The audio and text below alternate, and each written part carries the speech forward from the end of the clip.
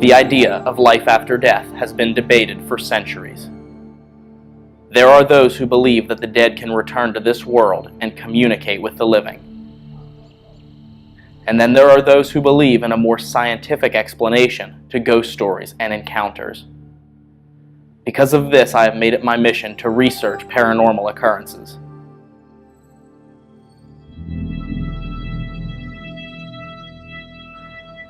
Many people think of ghost stories as an outdated tradition, reserved only for campfires and fictional books.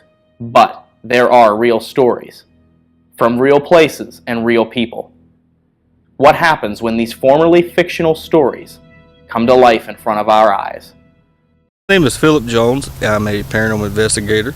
I got introduced to the paranormal at a very young age. When my mother used to talk about the trench coat guy. The Hat Man is a widely reported shadow person who wears a wide-brimmed hat and a long trench coat. This gives him a more human appearance. Some have seen this as a signal of a more peaceful entity than other shadow people, though many more accounts describe the Hat Man as a being that feeds off of our energy, especially our fear. After I saw the trench coat guy for myself, one my mother used to tell me about all the time is when I got heavily into the paranormal. As a teenager, I would read true paranormal investigations. I would read about people's experiences and stuff like that, and the more interested I got.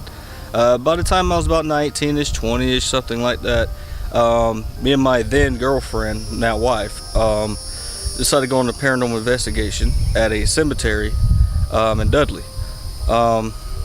She was taking snapshots while I had a night vision camcorder, and she was taking right at the end of the investigation, she was taking some last still shots close by a gravestone when something flew at her from the grave. It was like some kind of a light, and it scared the crap out of her. She was yelling for me, and when we checked the footage, I saw exactly what she described she saw flew at her, like a big bluish light. And in the footage, the still shot, it was already at the top part of the screen. It was almost out of the footage, but she barely caught it, and it appeared to be just that, a big blue orb. I believe that to be a manifestation of a spiritual energy that was in that graveyard trying to make contact with us.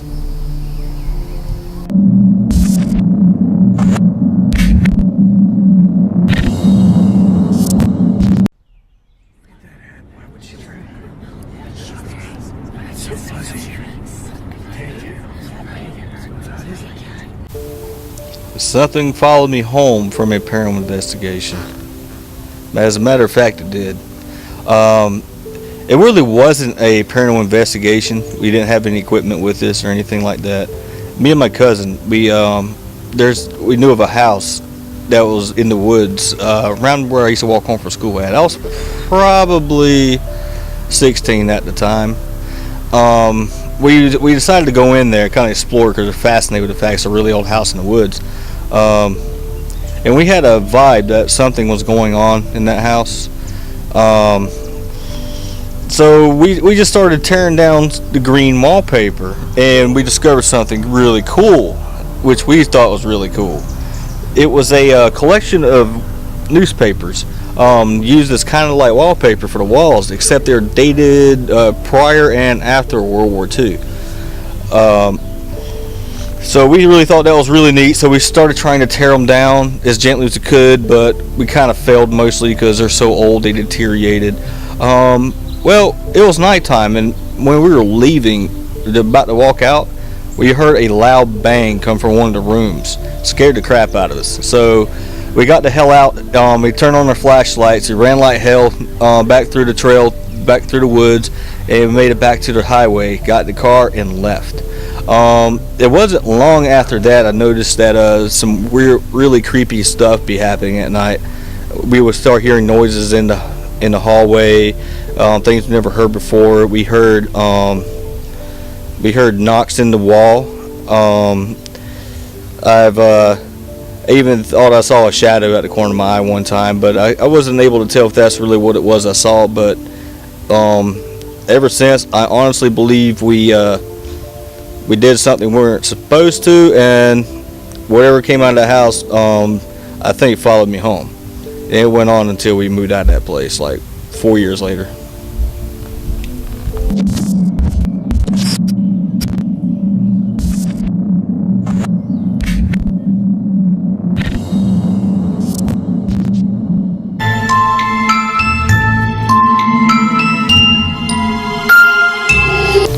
While paranormal investigating is fun and good for the scientific research of the paranormal world, it does have its fair share of dangers. For example, if you've seen Ghost Adventures, the Annabelle doll, which is said to be haunted, people has been warned not to touch this doll for the fact something terrible happened to them. There was an episode, it showed the owner of this doll explaining that a guy one time did not heed the warning. And so he was taunting the doll, beating on the glass it was encased in.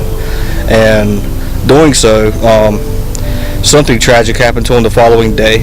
Of course, investigators are not going to link that incident to Annabelle, but it was ironic that he was killed in a vehicle crash the next day after messing with his doll, the Annabelle doll, after being warned that messing with this doll can result in terrible consequences such as death.